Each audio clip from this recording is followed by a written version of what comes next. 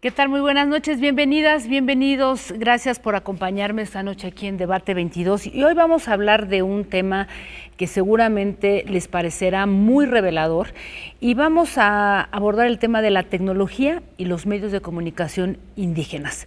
Para hablar de este tema me acompañan tres integrantes de la sociedad civil que justamente han estado colaborando en este asunto. Empiezo por ti, Celerina Sánchez, una gran escritora, poeta, además de activista. Tú formas parte de Notimia, esta agencia de noticias de mujeres indígenas y afrodescendientes. Bienvenida.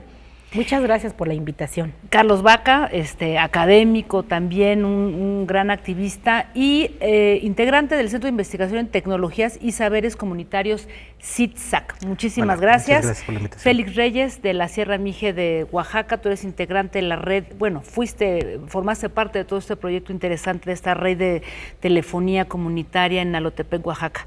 Muchas gracias. Gracias por estar aquí con nosotros. Pues vamos a empezar por compartir con el público de qué estamos hablando cuando decimos que es fundamental el derecho que tienen las comunidades indígenas a apropiarse de la tecnología y de los medios de comunicación. Carlos.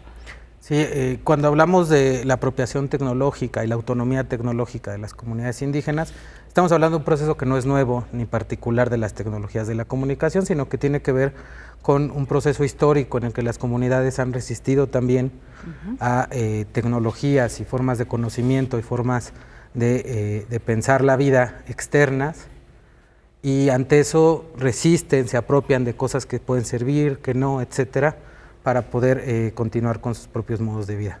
Y a partir del surgimiento de las TICs, desde la radio o el video, ¿no? Desde los 60s, empezamos con un proceso interesante en el que las comunidades deciden utilizar los medios de comunicación para poder expresar lo que sienten, lo que quieren, lo que son, más allá de lo que una visión externa se puede retratar de ellos. Ahora, esto parece algo sorprendente porque normalmente estamos en un momento en el que se habla de vamos a llevarle tecnología a las comunidades indígenas, vamos a llevarles internet, vamos a dotarlas de una telefonía celular, y parece que no es la postura de ustedes.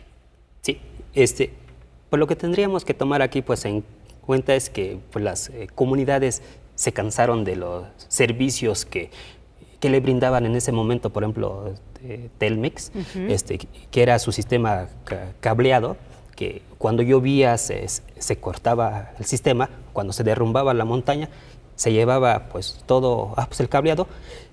Lo que sucede es que la comunidad ya en asamblea lo ve como una necesidad comunitaria. Sí, no es nada más de tener teléfono, internet y ya, ¿no? No es el simple lujo de comunicarse, sino es el hecho de que si sucediera algo, tener la ventana hacia el exterior, que sería por los medios de comunicación. Ahora, Félix, tú formaste parte de todo un proyecto muy interesante que desde el 2015, de alguna manera, trabajó para dotar a tu comunidad de una red de telefonía. ¿Cómo fue ese proceso y por qué decidieron hacerlo por sus propios medios? Bien, ¿Cómo fue? Sí, pues como decía, pues en principio es una necesidad comunitaria. La asamblea, que es el máximo órgano de decisión de la comunidad, decidió que tuviéramos una telefonía por necesidades, porque en Nalotepec ya hay una secundaria, sí, hay un bachillerato y hay una universidad intercultural. La necesidad de la misma gente o del mismo alumnado de comunicarse con sus familiares se volvió ya algo más importante. Entonces, ustedes deciden, no es que se les imponga, ¿no, Carlos? Exactamente. Sí, exacto. El proceso normalmente cuando pensamos en la forma de conectar a las comunidades, de cerrar la llamada brecha digital, es siempre pensando en que las grandes empresas operadoras o los gobiernos van a llegar hasta el último lugar, lo que se conoce como última milla, y van a ofrecer los servicios.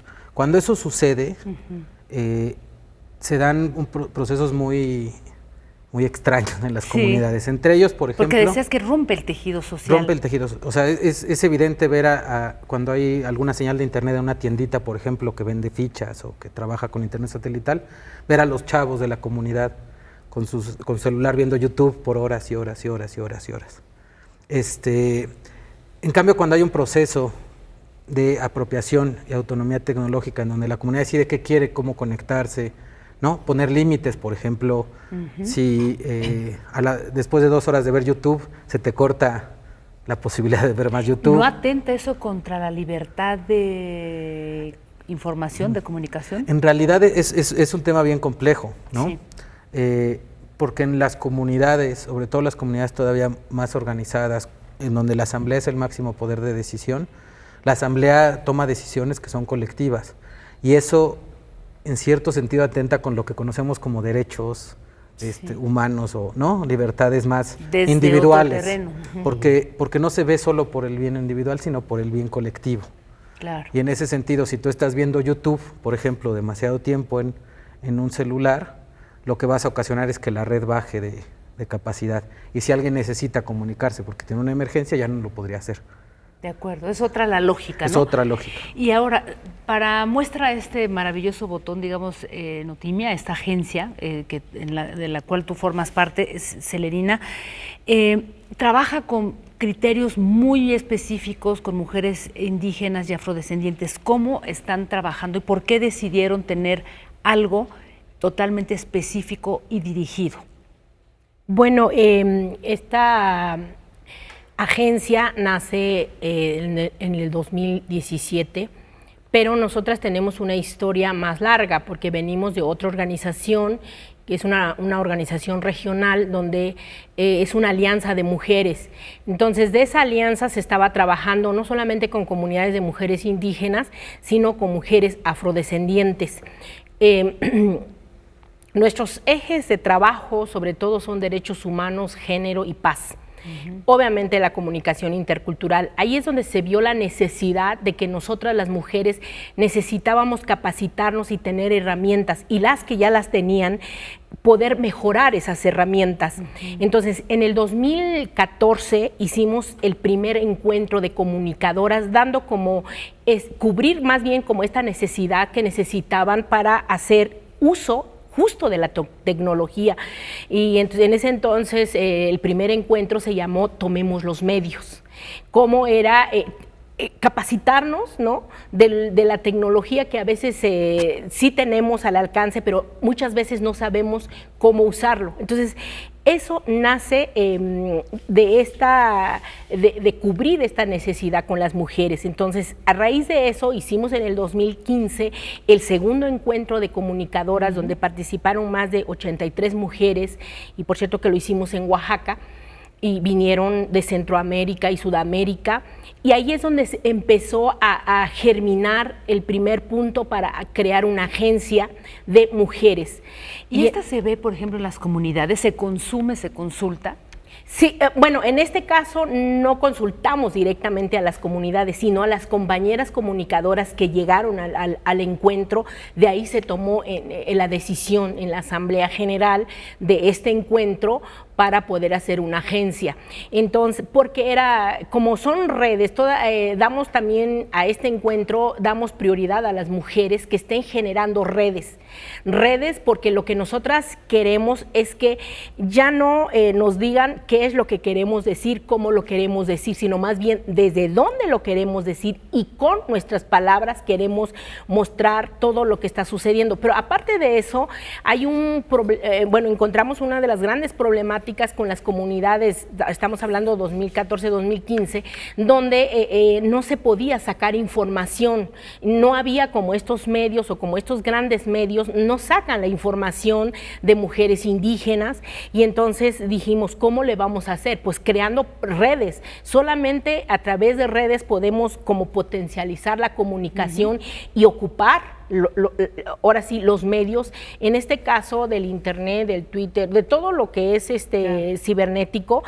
y empezamos a hacer ese trabajo.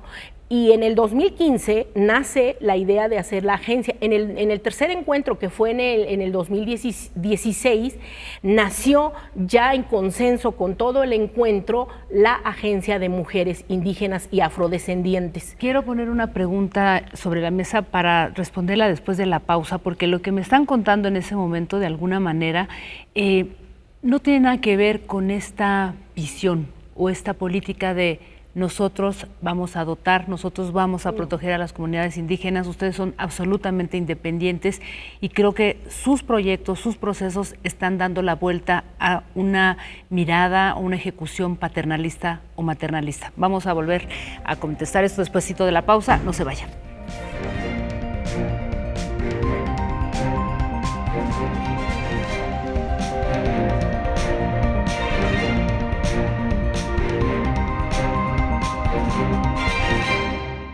Bien, pues regresamos a conversar sobre este interesantísimo tema, tecnología y medios de comunicación indígenas. Antes de irme a la pausa, yo les decía, por todo lo que están compartiendo ustedes aquí, que pues, lo que ustedes están comentando pues, no tiene nada que ver con lo que hoy, digamos, se está priorizando en términos de vamos a dotar a las comunidades indígenas de tecnología. Más bien ustedes dicen, nosotros sabemos cómo hacerlo y sabemos cuáles son nuestras necesidades. Carlos. Sí, yo creo que en el mundo en general no se ha superado esta idea de que los gobiernos tienen que llegar hasta el último rincón con el logotipo del gobierno, sea cual sea. Y las empresas también de telecomunicaciones, ajá. ¿no? Sí, o sea, siempre es el gobierno o las empresas las que tienen que solucionar el tema. Se trata como una falla de mercado. Y lo que hemos tratado de estar insistiendo en diversos foros y con diversas estrategias es que en realidad lo que hay que pensar es que el papel del gobierno, del aparato estatal, es más bien generar un entorno habilitador que permita que las comunidades puedan desarrollar sus propios proyectos de conectividad con base en lo que yo decía, en lo que decidan hacer y cómo decidan hacerlo. ¿Qué elementos tiene que tener este entorno? Pues sí, un marco regulatorio apropiado, ¿no? Que permita que si se requiere una concesión se pueda obtener la concesión. En México avanzamos un poco en eso. Tenemos una legislación que en algunos países nos preguntan cómo se logró sacar esa legislación, que permite concesiones de uso social y uso social comunitario e indígena. Pero no tenemos todo lo demás mecanismo, ¿no? Sí. Hacienda de repente te impone multas, como lo que pasó con la telefonía celular comunitaria, o sea, no está ese entorno a nivel regulatorio. De acuerdo. Pero además, sí, otro elemento tendría que ver con los fondos, ¿no? Cómo poder tener dinero para poder implementar los proyectos, con cómo poder hacer contenidos propios, con cómo capacitar o crear capacidades en las personas para que aprendan a usar, mantener y operar la tecnología, pero además para poder producir sus propios mensajes. Yo quisiera que me contaras, Félix, ¿a qué se enfrentaron ustedes cuando implementaron esta red de telefonía comunitaria? No fue fácil porque, como tú dices, no, o sea, la política y la perspectiva es otra. ¿A qué se enfrentaron? ¿Qué fue lo que pasó?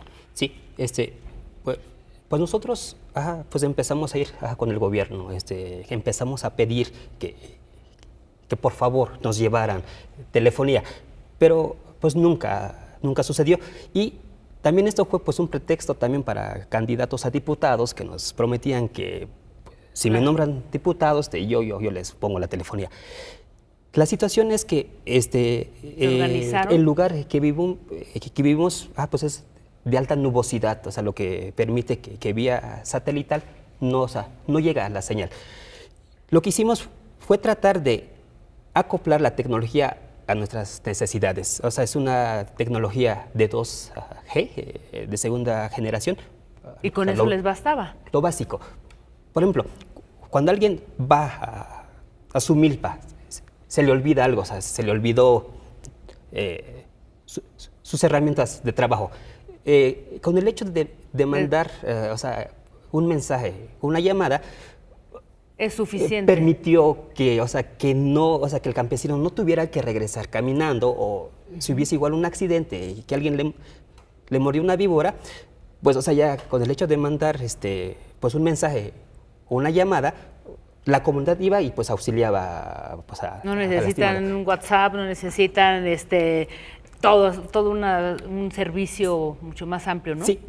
Sí, o sea, la ventaja de la telefonía es que o sea, no fue necesario que la persona lastimada tuviera que caminar para avisar, sino ya con un mensaje, o sea, se tuvo que ahorrar 2-3 horas vitales y, o sea, y eso fue lo que permitió también que esto se implementara pues a nivel comunitario. Ahora, yo creo que ahí es en donde justamente vemos el uso social que se le da a este tipo de tecnologías. En el caso de Notimia, esta agencia informativa, ¿cómo funciona? Porque mencionabas hace un rato, Carlos, el tema de generar contenidos. ¿Cómo generas contenidos y luego cómo los subes a esta plataforma? Bueno, nosotras por ahora estamos operando en redes porque la agencia no es como una agencia normal como se tiene entendido para una agencia de noticias, que todo el mundo corre a ver qué noticias o qué es lo que va a publicar. Nosotras no, porque esta relación con las mujeres de las diferentes comunidades y que están trabajando también en redes, lo que nosotras hacemos es qué es lo que ellas quieren comunicar, cuál es su necesidad a veces de la comunidad, ¿no? A lo mejor puede ser, como dice el compañero, que se cayó un puente por la lluvia y están atrapadas. Entonces necesitan que se suba cierta información, ayuda, y eso se puede hacer en la agencia. O alguna otra cosa sobre problemáticas de violencia también. Pero las compañeras son las que van nutriendo y van diciendo qué es lo que quieren subir. En este caso, por ejemplo, ahora estamos trabajando sobre conocimientos ancestrales de mujeres y estamos sacando lo que ellas quieren mostrar y que sepa el mundo que estamos produciendo y tenemos conocimientos, no que a ver qué nos dan, no es como esta otra parte de decir aquí estamos, esta es nuestra voz, esto es lo que queremos comunicar, esto es lo que queremos que el mundo sepa de nosotras y no que nos sigan diciendo, las mujeres son pobrecitas, ¿no? Sobre todo las indígenas, no tienen conocimiento, no saben, ¿no? Pobrecitas, hay que ayudarles. Sucede mucho, por ejemplo, como por ejemplo con el tema del feminismo que ha roto cosas ahí y nosotros no estamos peleados con ese tema. El problema es cómo queremos abordarlo y cómo queremos ser vistas y participar, ¿no? O sea, no queremos que alguien venga y nos diga, más bien nosotras qué decimos frente a eso. Pero también eso necesitamos también capacitación, necesitamos conocer y entonces para eso se han hecho como los encuentros que trabajamos ejes que ya les había dicho, que son género, paz, comunicación intercultural, derechos humanos, pero desde cómo también nosotros nos reapropiamos de eso y cómo generamos conocimiento a través de eso, porque en nuestras comunidades hay todo eso. El asunto es cómo lo comunicamos, cómo lo decimos. A lo mejor no se va a parecer mucho a lo que nosotros conocemos o lo que siempre se ha manejado, ¿no? Por ejemplo, la paz.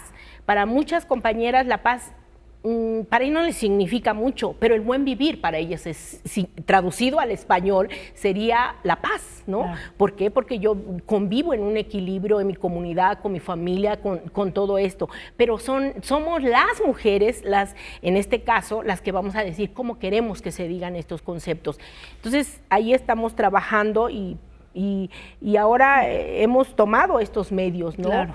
Carlos, yo quisiera preguntarte una cosa que es, yo creo que cuestionable en este momento porque se han abierto muchísimas convocatorias actualmente para producir desde documentales, talleres, en fin, todo desde políticas, digamos, públicas que vienen desde los gobiernos. ¿Cómo ven esto? O sea, tú desde CITSAC, ¿consideras que esto es suficiente, esto está bien, o qué es lo que ves tú que faltaría ir, sobre todo cuando dices que los gobiernos tendrían que ser más que promotores o formar parte de estos cambios facilitadores? Ajá.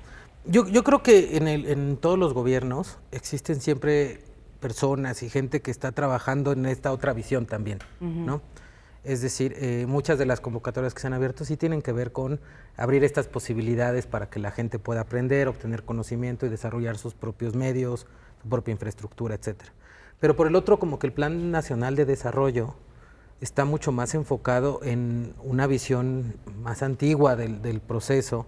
El plan que hay de Internet para Todos pretende llegar hasta la última milla, ¿no? Se ha visto que ese tipo de proyectos no funcionan. Constantemente en muchos países se han desarrollado proyectos, por ejemplo, como los telecentros. Los telecentros son básicamente cafés internet que colocan en alguna comunidad con internet satelital y ahí ponen computadoras, ¿no? Y en realidad no han funcionado porque no se pueden mantener, porque no hay la gente no aprende a hacer cosas, no tienen contenidos relevantes, ¿no? Un ejemplo muy claro es una gran universidad privada desarrollando un contenido para hacer empresas en esto, para enseñar a la gente Sí. que usaba los telecentros a hacer empresas. Entonces la gente los dejó de usar, después vienen problemas de mantenimiento, es decir, es muy común, por ejemplo, en las azoteas de las presidencias municipales, ver muchas antenas, no me van a dejar mentir, si uno se sube, hay muchísimas antenas, y nos damos cuenta que casi ninguna de esas funciona, porque son nada más como huellas de proyectos gubernamentales no exitosos en materia de conectividad. Vamos a quedarnos con esto, vamos a hacer una breve pausa y regresamos a hablar sobre tecnología y medios de comunicación indígenas. Volvemos.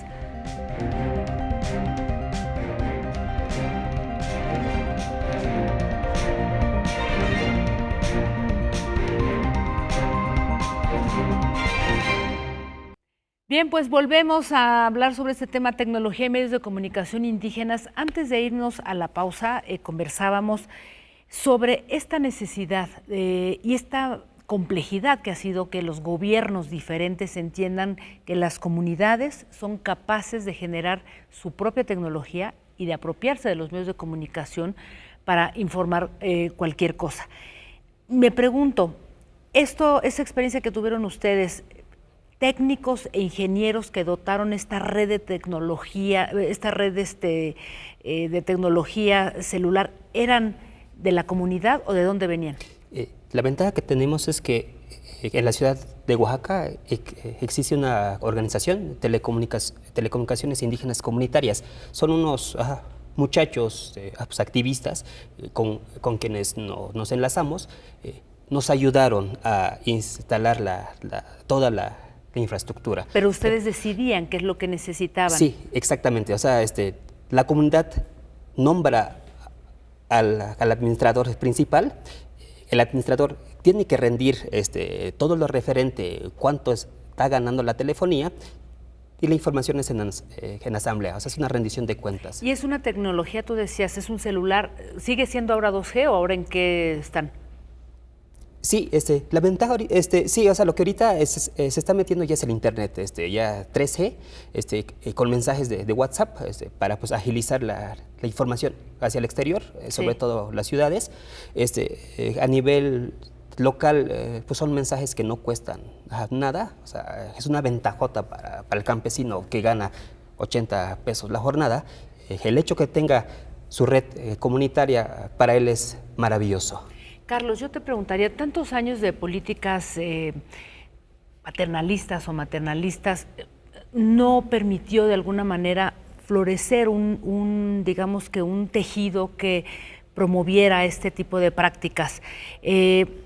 Desde CITSAC, lo que ustedes están haciendo también tiene que ver con la formación, o sea, es decir, dar las herramientas para apropiarse de la tecnología. ¿Cómo lo están haciendo? Sí, nosotros en conjunto con otras organizaciones desde 2012 empezamos a desarrollar una investigación que nos llevó a hacer el diplomado de formación de promotores técnicos en comunidades indígenas, que tiene 3 especialidades: telefonía, radiodifusión y redes inalámbricas de internet, y al final lo que se ha logrado es generar una red de personas que conocen de tecnología, que pueden operar ciertas cosas, que pueden trabajar y desarrollar sus propios proyectos de comunicación. Un poco lo que tenemos que ir rompiendo es esa dinámica en la que sigue siendo una especie de centro el que opera, ¿no? Por más que sea en Oaxaca y una asociación civil, tenemos que generar capacidades para que todo el mundo pueda acceder a ello y hacer las cosas en sus propias. Celerina, en su caso, manera. ¿cómo han logrado generar, digamos, esto a través de la agencia? Es decir, acumular toda la información, todos los saberes que ustedes necesitan comunicar a través de esa plataforma. Bueno, nosotros vamos viendo qué es lo que van generando nuestras compañeras, y eso es lo que se va subiendo en la página en este caso, pero también cada día vemos qué necesitan las compañeras, en qué qué herramientas necesitan, porque si bien la tecnología ahí está, pero muchas veces, como yo decía, no nos falta operarla. Entonces, en esa parte entramos para que las compañeras, si quieren hacer un video desde su celular, más o menos sepan cómo hacerlo, o un audio, como más o menos también igual no entre con mucho ruido y se oiga bien. Vamos como preparándonos en ese campo, y bueno, y también estamos en el tema de que nosotras y queremos que nuestras voces se escuchen, y que aquí estamos y que necesitamos abrir más campos, y para eso ahorita, por ejemplo, vamos a hacer un primer congreso con otra organización que se llama Muejencajen, y vamos a hacer el Congreso de Ciencias, donde van a participar integrantes de pueblos originarios de diferentes partes que van a hablar el tema, y esto va a ser el 4 y 5 de octubre del 2019. Pues te propongo que para hablar de ese tema te voy a invitar a un programa, invitamos a otras mujeres y de una vez aquí lo hacemos, lo dejamos en firme, si te parece. Yo quisiera, para ir terminando, ¿qué les gustaría dejar como mensaje, sobre todo en esta etapa, con este nuevo gobierno que de alguna manera tiene una perspectiva muy directa con el tema de las comunidades indígenas? ¿Cuál sería el mensaje, Carlos? Pues el primero y el más importante creo que es que las soluciones tecnológicas en donde las comunidades operan, crean, mantienen sus propias redes de comunicación y generan sus propios contenidos, son las únicas que han mostrado ser sostenibles en el tiempo. Hay muchísima evidencia al respecto, y el papel del gobierno es dejar que eso suceda. De acuerdo. Celerina, brevemente.